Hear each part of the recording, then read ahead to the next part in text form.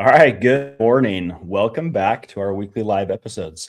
Whether you watch this live or you're rewatching this, we're excited to have you. We've had a lot of people over the last couple months now reach out after these lives and ask for the free packets and get consultations and request help. So if you watch this today, we're going to talk about quite a few things. So if you go through this and you need help on your follow-up, on closing techniques, open houses, or door knocking, reach out to us. We'll make sure that we get out to you. Now, what's fun is we originally started this to literally lower the failure rate.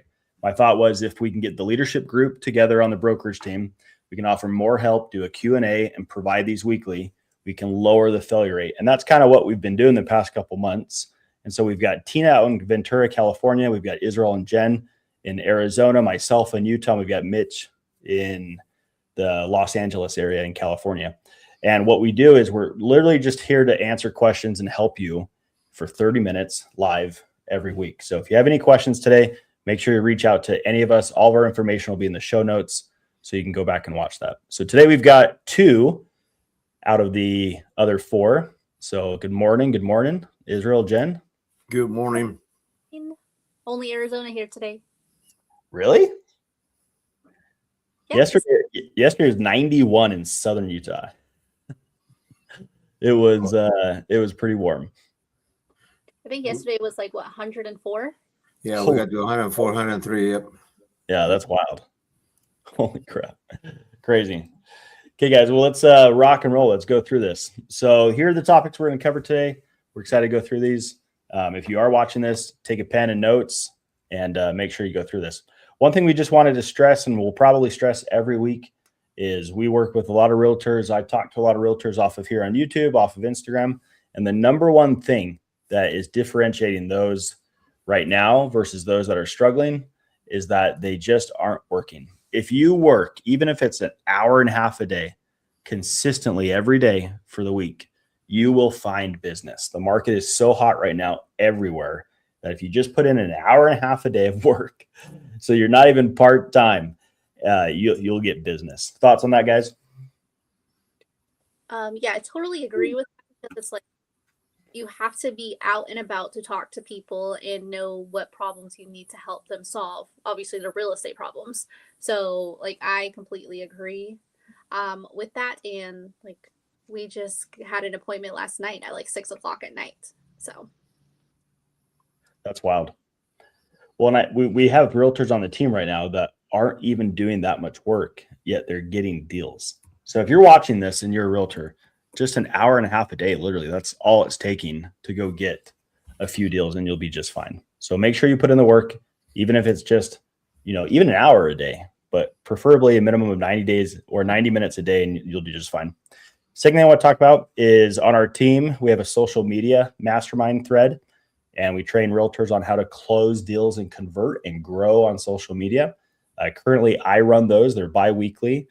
If you're watching this and you love social media and you're closing 8 to 12 deals a year and you want to come and develop your leadership skills and your presentation skills and run those classes, then reach out to us. Reach out to Israel, Jen, or myself.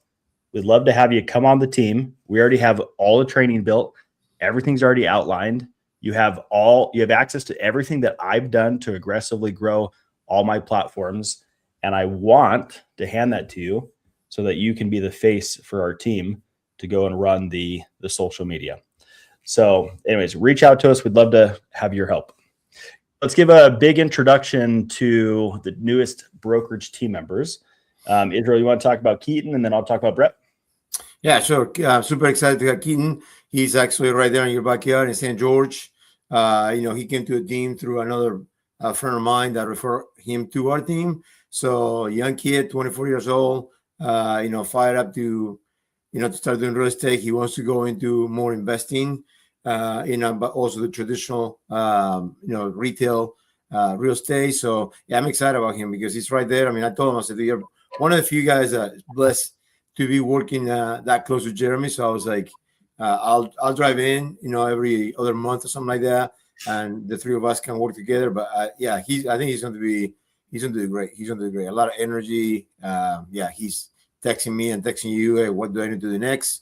So that's what we're looking for, right? Somebody who's going to be take the initiative of trying to get the business. And then, with our guidance, coaching, and mentorship, I mean, he'll do great. He'll do great. What's funny is I've had a few realtors in my backyard work with us. Yep.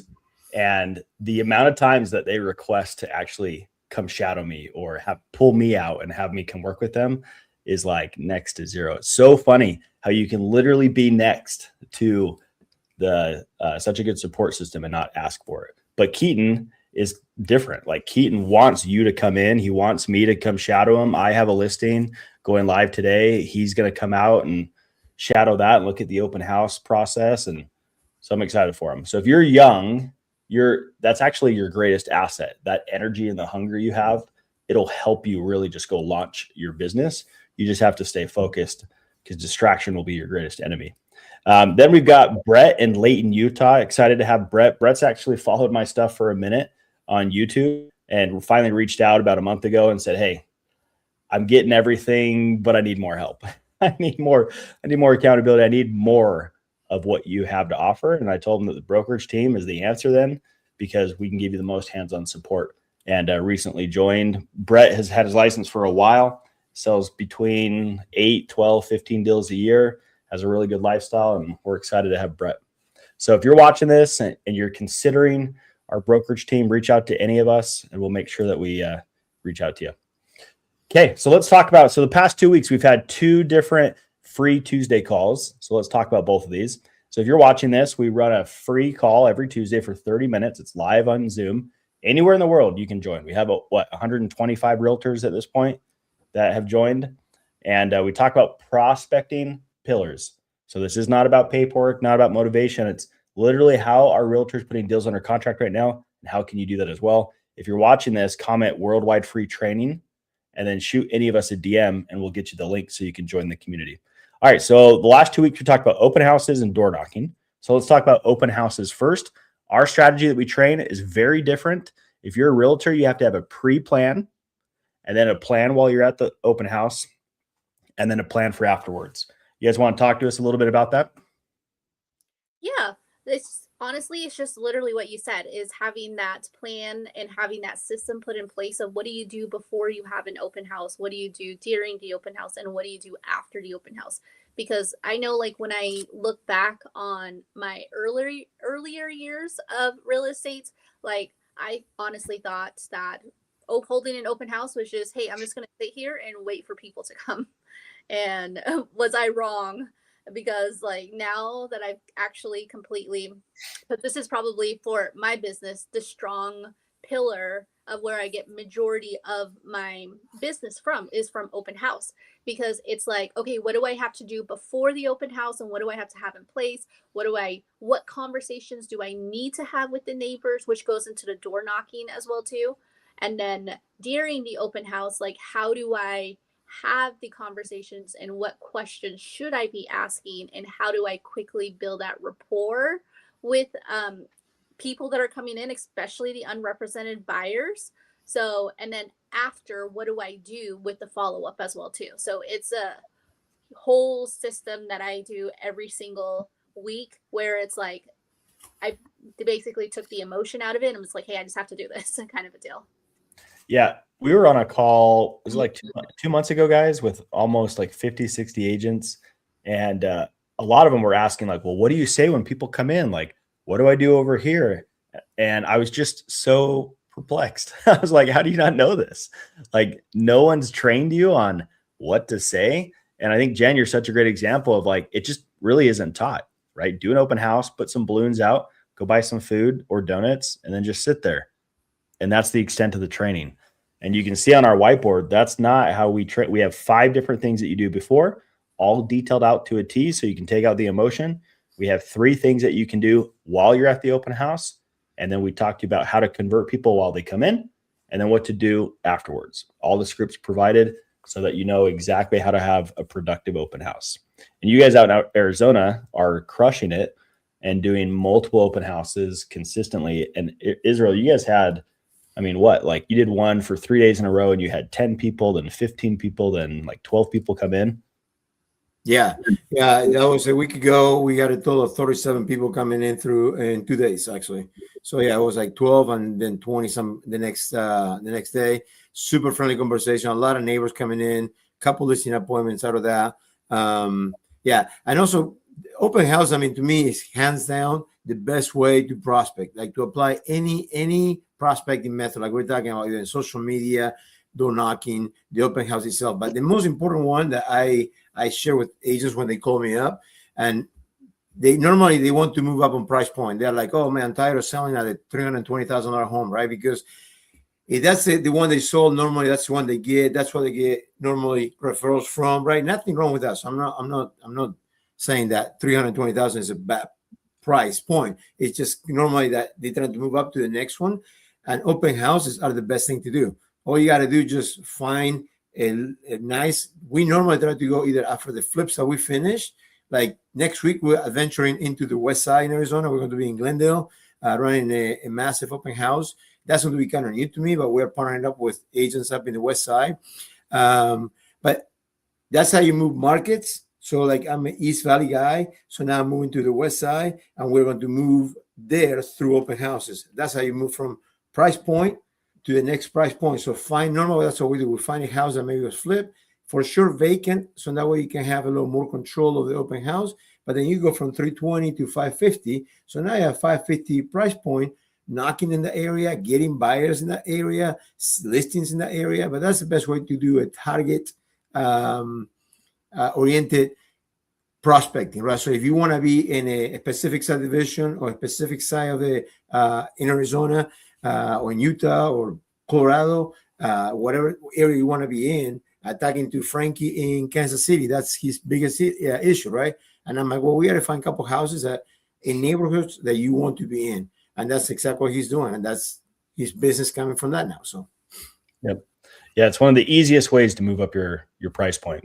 You just have to be very smart, right? Don't pick houses that have been on the market forever, that are overpriced, that are out in the middle of nowhere, because you're not going to get any traction. But again, that's what we train on. So one thing we want to give away is, if you're watching this, comment open house scripts. We have a screenshot of the script that you'll use when you go and knock for an open house. Comment that down below, reach out to any of us, and we'll make sure we get you the open house script. All the questions that you ask when you go around the neighborhood to let them know about the open house. Most realtors are just saying, "Hi, my name is Jeremy. I'm doing an open house. Here's a flyer. See you later." And they run because they're so scared of door knocking. That's obviously not the most effective script. And so make sure that you reach out and you get that. Yeah, and then like yesterday, for example, Jeremy, the open house was a little slow, but because Jen did a social media outreach, she got leads from that. Like we didn't have people coming through, but then we finished open house, and it's like, oh, I got like 3 people reaching out from social media. So like when you go this broad on the marketing for the social media, you'll get. I mean, for the open houses, you'll get leads one way or the other. So 100%. That's why, like on the screen, you can kind of see that part that's at the bottom. There's 3 things that you should be doing at an open house when it is dead, so that you can either get leads or be productive. And again, in these free Tuesday calls, this is stuff that we train on. Okay, the next one we did was on door knocking. And what we did is, Israel and I have talked about this for a while, of how do we communicate or simplify the process, or show that you don't have to be a door knocker as a realtor. If you don't want to prospect door to door, totally fine. You can still leverage the skill set, though, just like we talked about with the open houses, is to know how to door knock, but then use that for open houses. Or if you do want to prospect door to door, how do you do that? There's 5 different ways to door knock, 5 different strategies, completely different, but the principles are still the same. Like I've knocked in, I think, 18 different cities now with realtors, 37 cities total in my career with door to door, and then also with real estate. It doesn't matter. The process is the exact same. If I'm going to knock for an open house, the scripts might be a little different, and I might tweak 1 or 2 things, but the whole process is kind of the same. And the same if I go do it for a just closed, or if you have a buyer that just bought in a neighborhood, and then also go in over there and talk to the neighbors about you representing the buyer. If you just got a listing, well, guess what? You got a door knock and let people know about your listing that you just got. And so you have to make sure that you at least have the basics of the skill set to go out and crush it. And you guys have seen that. I've come out and door knocked with you guys now twice. Israel, you've seen me. We went out to, you were in Atlanta when we were there. You left early. Yeah. But you've been with me a couple times. I mean, what are your guys' thoughts on takeaways on just the process of door knocking? Let me see. So like beginning when you're first door knocking, like you're scared, you're afraid, you're like, I don't want to do this. Like, but then once you rip that band-aid off, and then obviously once you follow the scripts and everything, it makes it so much easier because it's like, you know, already what's they're going to ask or how they're going to ask, and you know already how to respond as well too. Because I think that was honestly my biggest takeaway once I actually got over that hump with door knocking. It was like, yes, I was scared, I was afraid, and then Israel would always be like, Jen, take a breath, slow down, it's okay. It's like nothing's gonna happen. And then now it's like I can go up to almost any door and like full on have a conversation, but know how to lead that conversation to like where I want it to go or what I'm trying to get. Like if they're like, oh no, like we're not looking to buy or we're not looking to sell our home, blah blah blah. I'm like, oh okay, cool. It's like, do you probably know a friend or a coworker or someone that is looking to move into the neighborhood? Like just knowing that behind me and knowing where I want to go, it made it so much easier. And now it's like I don't rush through it when I'm at the doors anymore. I love that. Yeah, Israel's not like, okay, you need to calm down, like slow down. It's like, make sure you mention your name.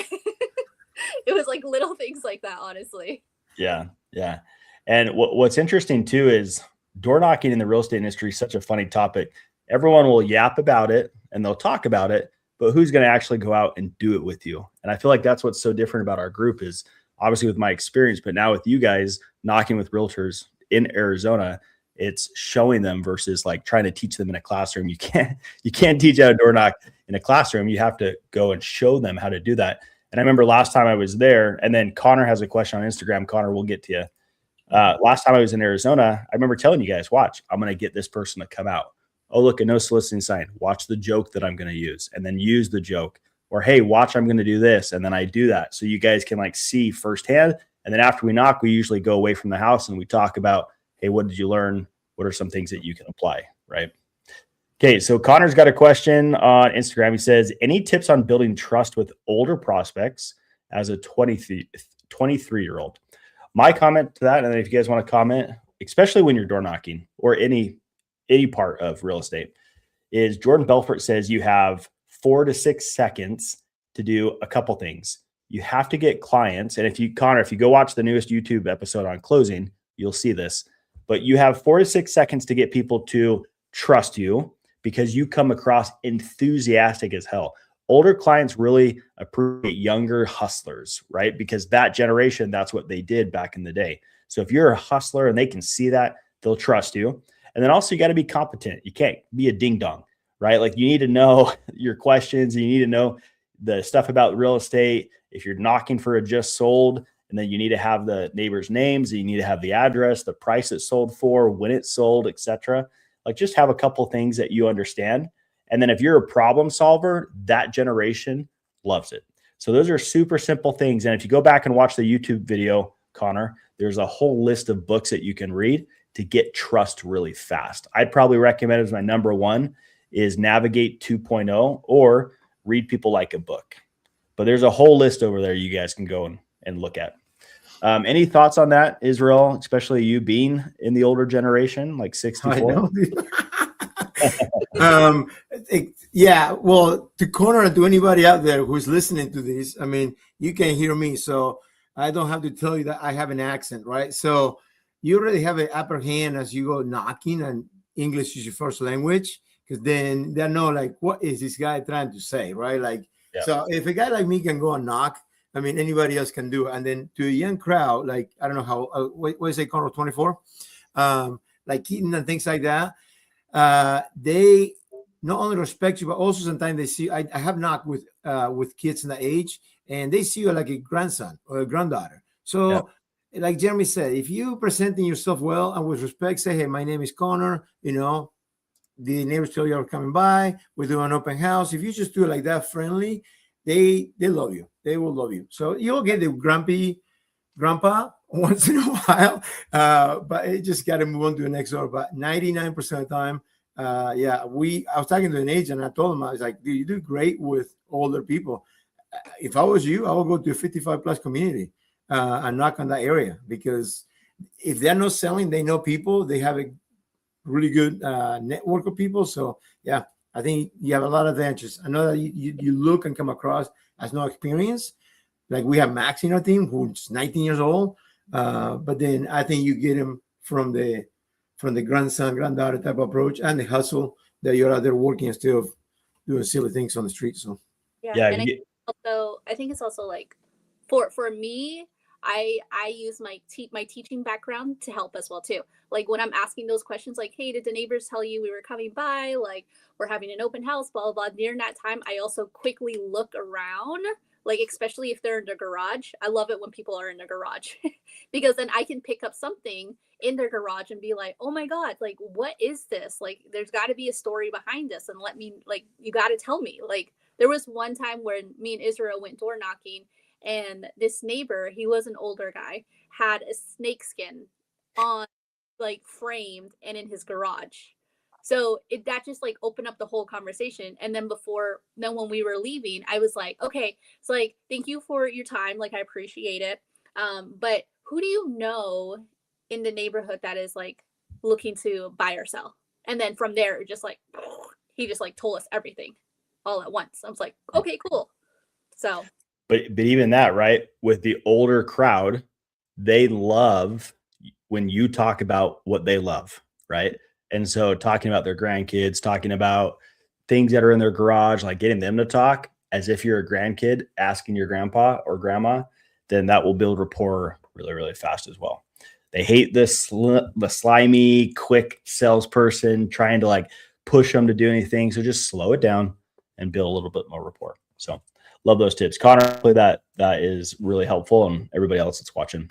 Okay, so let's talk about the 2 YouTube videos that came out last 2 weeks. So one was on the follow-up process as a realtor, how to follow up better with leads. And the one that just came out was the best closes, how to close more people and the skill sets you need in order to do that.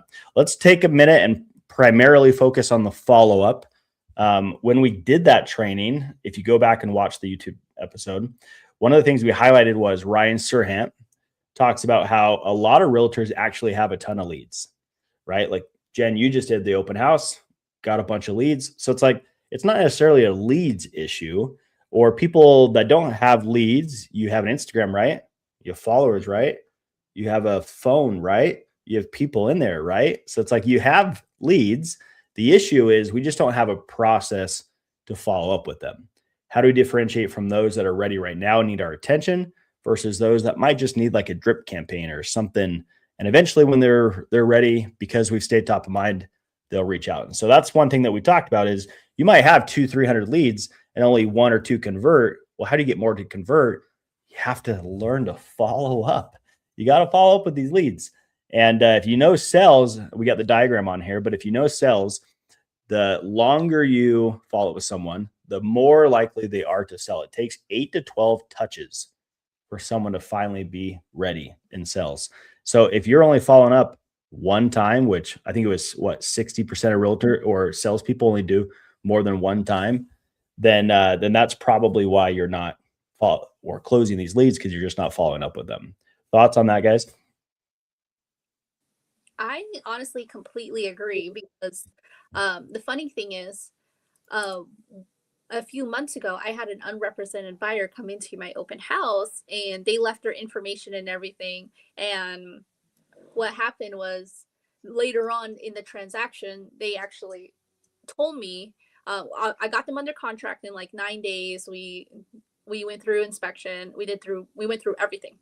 And then when we were getting closer to closing, they were like, hey, Jen, we just want to tell you something, and I don't know how you would feel about it. I'm like, okay. It's like, this is kind of scary. It's like, just tell me. It's like, just rip the Band-Aid off.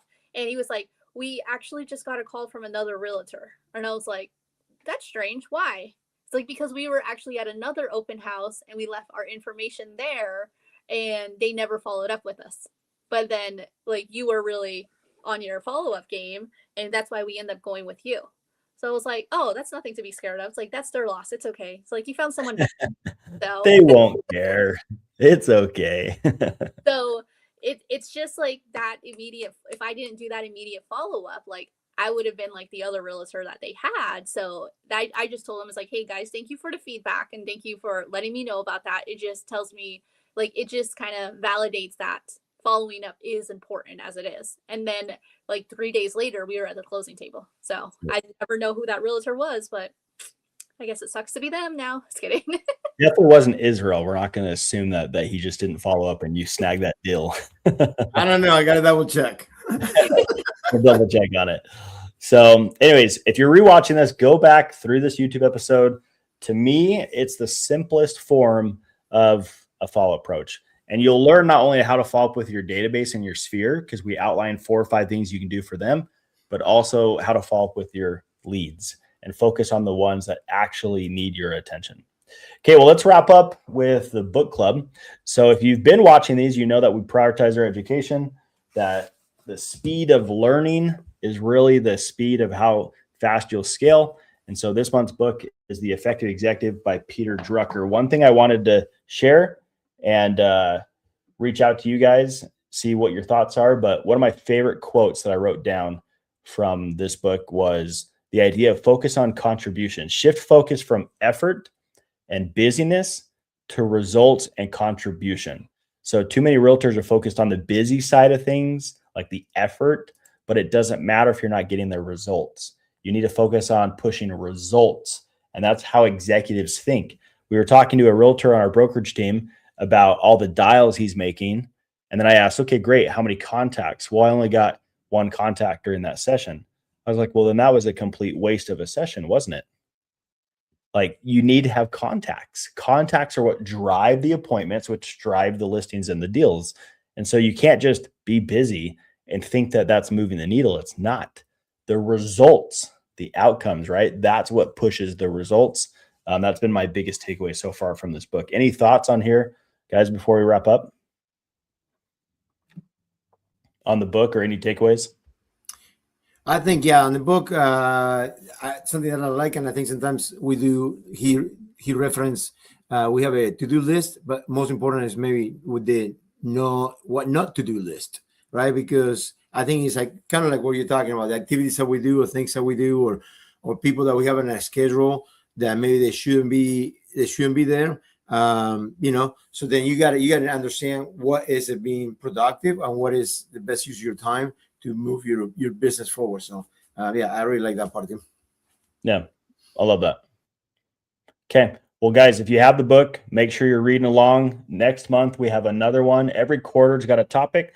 This topic was foundation, and then we'll transition into that. So just follow along so you know which topics to reach out to. Okay, so if you haven't got these ebooks, make sure you reach out to us. These are workbooks that we put together. There's a book club so you can follow along with us, like we just said. There's the top real estate producer schedule and the wealth planning, the goal planning for the year. Make sure you comment those phrases in the YouTube episode and then reach out to us, and we'll make sure we get that out to you. Thanks a ton for watching. There's tons of ways that we can help you for free. Reach out, give us a call. We can do a free Zoom. We've got free workbooks. If you want to check out our team, those trainings are every Thursday. Hop on, check out our team. If you want to get onto the Tuesday calls, then reach out for those as well. But whatever help you need, and you're not getting that where you currently are, there's no reason that you shouldn't have that help. You're irresponsible in today's age to not succeed, especially with how we've set this up, literally to help you for completely free. But thanks a ton for watching. Israel, Jen, thanks for being here, and we'll catch everybody next week. See you guys.